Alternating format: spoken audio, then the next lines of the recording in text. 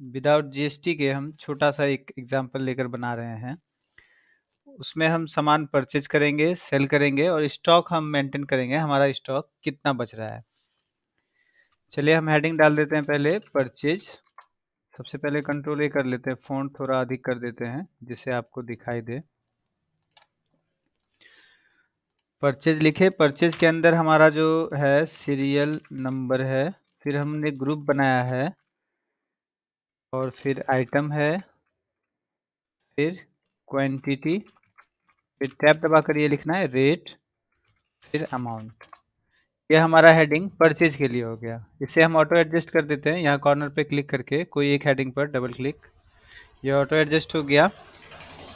Group हो गया आपका, जैसे कोई चॉकलेट है तो डेयरी मिल्क होता है, कैडबरी होता है, किटकैट होता है, तो यहाँ हम चॉकलेट लिखेंगे और इसमें अलग अलग आइटम हो गया, डेयरी मिल्क, कैडबरी, इक्लियर्स, जो भी है। अब चलिए परचेज का हो गया हेडिंग, अब हम सेल का लिखते हैं, सेल। जब हम सामान बेचेंगे तो ओनली हम क्वांटिटी देते हैं और फिर हम कुछ रेट फिक्स कर देंगे और फिर हमारा जो अमाउंट होगा वो अमाउंट। फिर से हम यहाँ कॉर्नर पे क्लिक करके डबल क्लिक कर देते हैं, ऑटो एडजस्ट हो गया कि यह आई कॉलम तक लास्ट है। अब अंतिम में हमारा हेडिंग दे देते हैं इन स्टॉक, है ना। स्टॉक में हम सिर्फ क्वांटिटी देखते हैं, कौन सा हमारे पास कितना पीस बचा है, कौन सा माल खत्म हो गया जो हमें मंगाना है।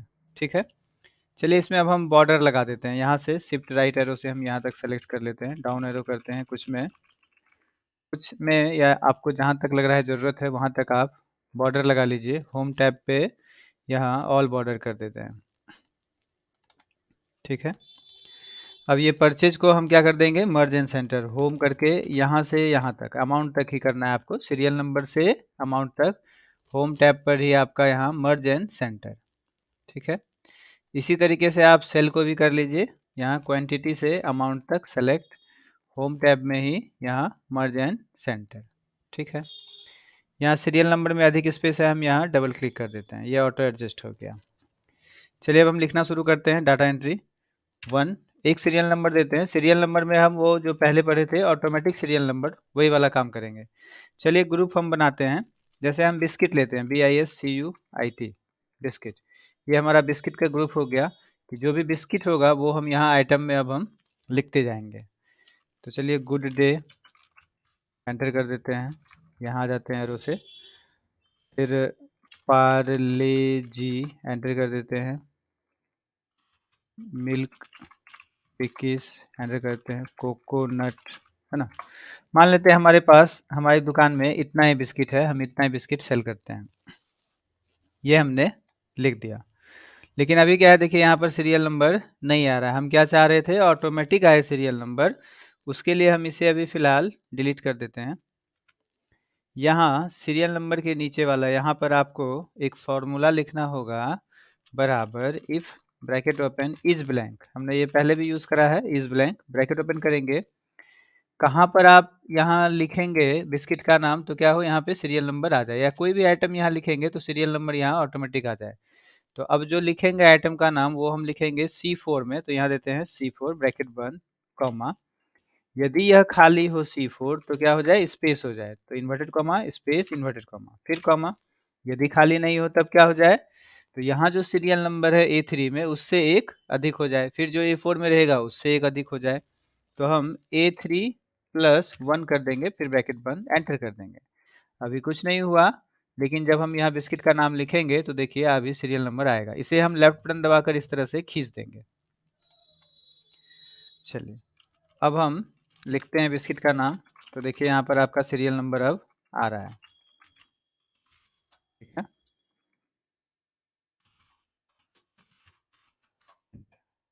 ये बिस्किट केवल गुड डे ही नहीं है, यह भी पार्ले जी भी बिस्किट है, कोकोनट भी बिस्किट है, मिल्क बिकिस भी बिस्किट है। तो ये बिस्किट हम क्या करते हैं, यहाँ से यहाँ तक मर्ज कर देते हैं, यहाँ से यहाँ तक सेलेक्ट करेंगे, होम टैब पर ही आपका यहाँ मर्ज एंड सेंटर करेंगे। तो देखिए ये बिस्किट नीचे आ रहा है, अच्छा नहीं लग रहा है, यहाँ सेंटर में आए उसके लिए यहाँ आपको मिडिल अलाइन, यहाँ पर ध्यान दीजिए, मिडिल अलाइन कर देंगे, क्लिक, ये मिडिल में आ गया। इसे हम थोड़ा रोटेट कर देते हैं, तो रोटेट करने के लिए देखिए यहीं पर यह सेलेक्ट है आपका सेल, यहाँ जो AV लिखा हुआ है यहाँ पे, ये है ओरिएंटेशन, इस एरो पर क्लिक कीजिए, यहाँ आपका अलग-अलग ओरिएंटेशन है। जैसे पहला है एंगल काउंटर क्लॉकवाइज़, यहाँ पे क्लिक करते देखिए इस तरह से आ गया। आपको जो भी इसमें से लगाना हो ये इस तरह से आ गया, ये ऐसे आ जाएगा, सॉरी ये आपका फिर रोटेट टेक्स्ट इस तरह से आ गया। चलिए हम पहला वाला लगाते हैं एंगल काउंटर क्लॉकवाइज़, इस तरह से लगा देते हैं, ठीक है? अब आते हैं हम क्वांटिटी में। मान लीजिए हमने गुड डे 50 पीस खरीदा हो, यहाँ हम 50 लिखते हैं, टैब रेट। रेट लिखने से पहले हम क्या करेंगे यहाँ, जैसे अभी हम मान लेते हैं कि गुड डे 30 रुपये का है, हमें 28.5 में मिला हो, तो 28.50 लिखेंगे तो देखिए यहाँ ऑटोमेटिक 29 आ रहा है, रुपीज़ नहीं आ रहा है। हम चाह रहे हैं यहाँ पर रुपीज़ भी आए, उसके लिए आपको क्या करना है, यहीं पे क्लिक रखना है, यानी सेलेक्ट रहना चाहिए ये सेल। होम टैब में ही जनरल की जगह पर हम मोर नंबर फॉर्मेट्स पर क्लिक करेंगे और फिर आपको यहाँ से लेना है तीसरा नंबर करेंसी, करेंसी पर क्लिक करना है। डेसिमल प्लेसेस में आपको 2 रखना है। यहाँ पर देखिए रुपया का सिंबल है, यहाँ पे र दे करके यहाँ कटिंग है, तो इसमें रुपया का सिंबल भी आ रहा है, यह सिंबल रखना है तो यही रखिए। आपको दूसरा सिंबल लेना हो या रू लिखना हो या आरएस लिखना हो तो यहाँ पर आप ढूंढ लीजिए, ढेर सारे देश का यहाँ पर करेंसी है, यहाँ पर आप इसे नीचे ऊपर करके ढूंढ सकते हैं, ठीक है?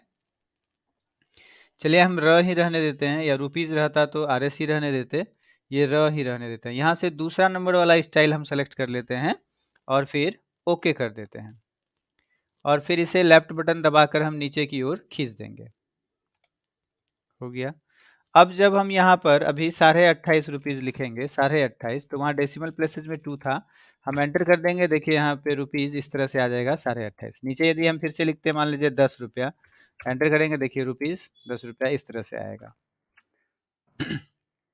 अब यहाँ अमाउंट में हमारा क्या आना चाहिए, तो क्वांटिटी इंटू रेट आना चाहिए, यानी 50 गुना 28.5 होना चाहिए। तो यहाँ पे फॉर्मूला लगा देंगे बराबर, क्वांटिटी है हमारा 50, वह किस सेल में है, तो डी और इधर से 3 में है, तो हम लिखेंगे बराबर D3, इंटू के लिए इधर स्टार दबा दीजिए और फिर 28.5 किस सेल में है, E3 में है, हम लिखेंगे E3, एंटर कर देंगे, तो देखिए यहाँ पर आपका अमाउंट आ गया 1425 रुपया।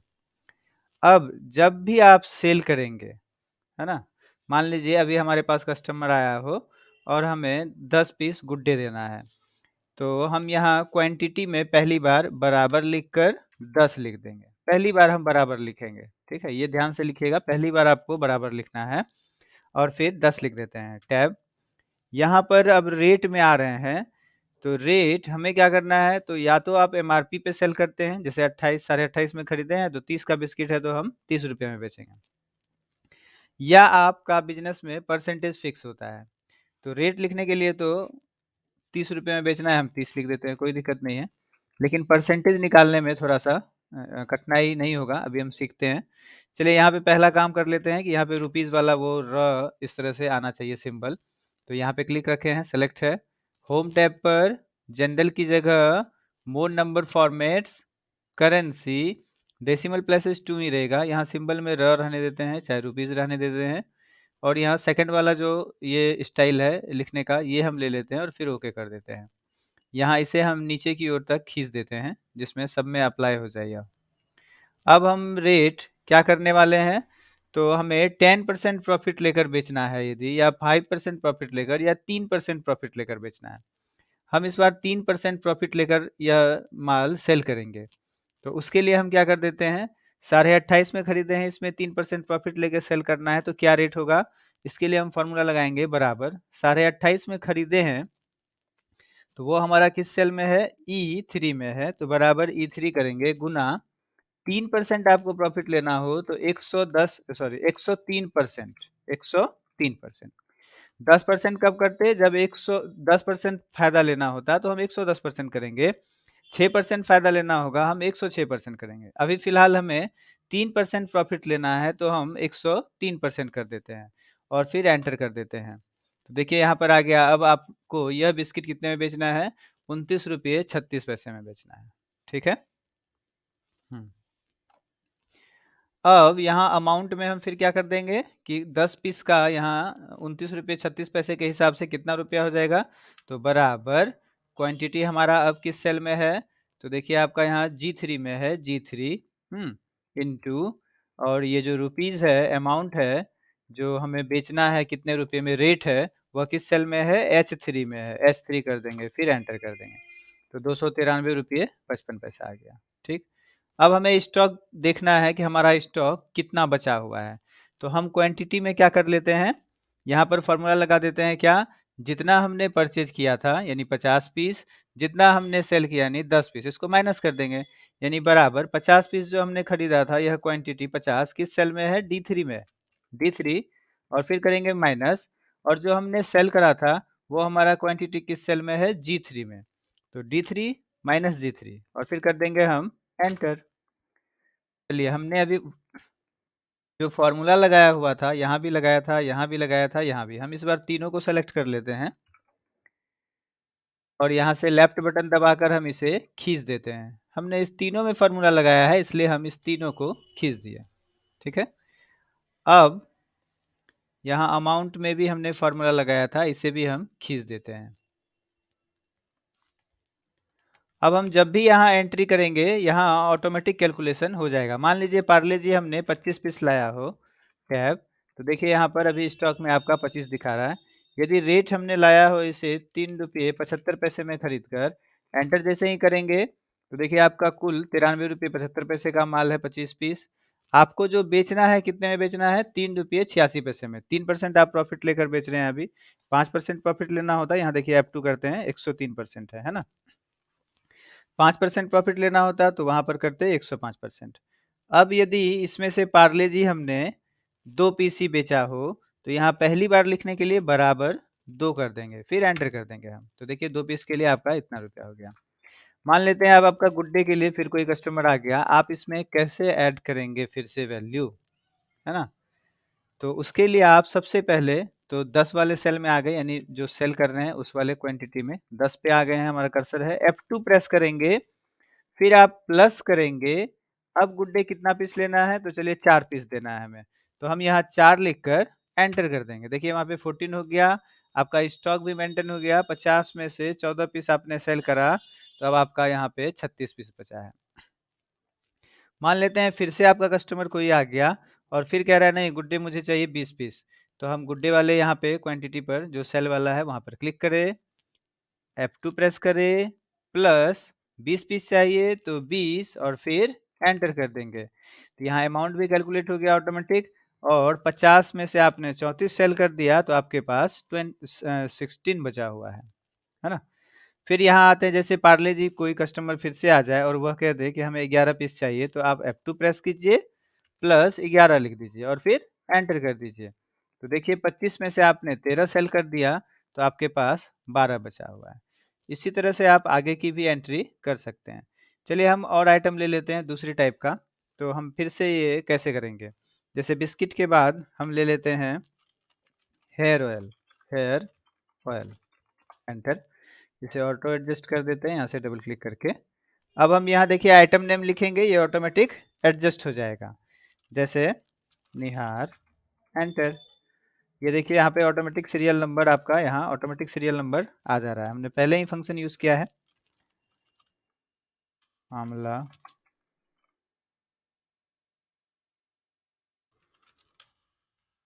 कोकोनट, आलमंड ड्रॉप्स, है ना? यहाँ ऑटो एडजस्ट के लिए आप डबल क्लिक कर दीजिए। ये फिर से देखिए हेयर ऑयल आपका यहाँ से यहाँ तक जो है ऑयल है, तो हम क्या करेंगे, यहाँ से यहाँ तक इसे सेलेक्ट कर लेंगे। होम टैब पर ही मर्ज एंड सेंटर पे क्लिक करेंगे, मिडिल अलाइंस करेंगे। इसे भी हमें पहले की तरह लिखना हो, तो यहाँ ओरिएंटेशन टैब पर एंगल काउंटर क्लॉकवाइज पर क्लिक कर देंगे। अब देखिए आपका यह भी इस तरह से एडजस्ट हो गया है। अब आप सब में वैल्यू पुट कीजिए, वहाँ पर आपका रिजल्ट आता जाएगा। हम फटाफट से कुछ वैल्यू देखकर लिखते हैं। यहाँ जैसे ही हम रेट डालेंगे, देखिए अभी आपका यहाँ पे क्वांटिटी डाले हैं, यहाँ क्वांटिटी अपडेटेड है। यहाँ जैसे ही आप रेट डालेंगे तो यहाँ पे आपका सेल वाला रेट भी अपडेटेड हो जाएगा। मान लेते हैं 50 रुपये 30 पैसे, 5 रुपये 30 पैसा। जो भी आप डालेंगे वो वहाँ पर आपका जो है ऑटोमेटिक देखिए ये कैलकुलेट होता जाएगा, अमाउंट भी आपका कैलकुलेट होता जाएगा। जब आप सेल करेंगे तब ये वाला अमाउंट आपको यहाँ पर फ्लक्चुएट होगा, अभी फ्लक्चुएट नहीं होगा। और अभी जो भी क्वांटिटी है वही क्वांटिटी यहाँ पर आपको दिखाएगा। हम फटाफट से कुछ वैल्यू पुट कर देते हैं।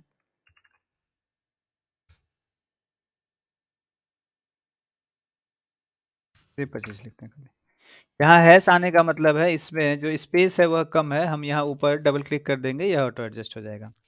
अब आप जब भी बोल रहे हैं पहली बार सेल कर रहे हैं तो आप बराबर लिखिए, ठीक है? और जितना पीस सेल कर रहे हैं वो संख्या दे दीजिए, एंटर कीजिए। देखिए यहाँ पर 50 में से आपने 10 सेल कर दिया तो आपके पास 40 पीस बचा। कितने में सेल किया आपने एक पीस? ₹5.46 में, 3% यहाँ पर हमने प्रॉफिट लिया है। अभी आपको कोकोनट यदि फिर से बेचना हो, या चलिए हम आगे और सब का भी फिल कर देते हैं फटाफट।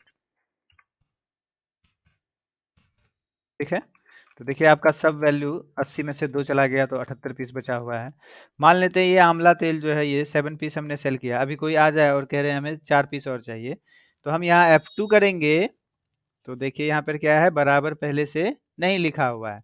तो ध्यान देंगे हमें बराबर लिखना था। हमने यदि नहीं लिखा हुआ है तो हम बाद में भी लिख सकते हैं। यहाँ पहले आकर हम बराबर लिखेंगे और फिर इधर जाकर अंत में प्लस 4 पीस देना है तो 4 लिख देंगे। अब 11 हो गया। अब देखिए 60 में से आपने 11 सेल किया तो 49 बचा हुआ है। अब यदि हम बराबर नहीं देते हैं, जैसे निहार हमारे पास 6 है, हम F2 करते हैं और प्लस कर देते हैं, मान लीजिए 3 पीस बेचना है तो +3, एंटर जब कीजिएगा तो वहाँ हैश आ गया और यहाँ देखिए 6 + 3 लिखा हुआ आ गया, है ना? तो यहाँ भी वैल्यू एरर आ गया। तो यह जो है आपका काम नहीं करेगा, आपको बराबर देना होगा। आप F2 कीजिए और यहाँ पहले आकर बराबर देकर तब एंटर कीजिए। देखिए आपका अब यह कैलकुलेशन हो गया। 40 में से आपने 9 सेल किया तो आपके पास 31 जो है अभी भी आंवला सॉरी निहार बचा हुआ है। ठीक है?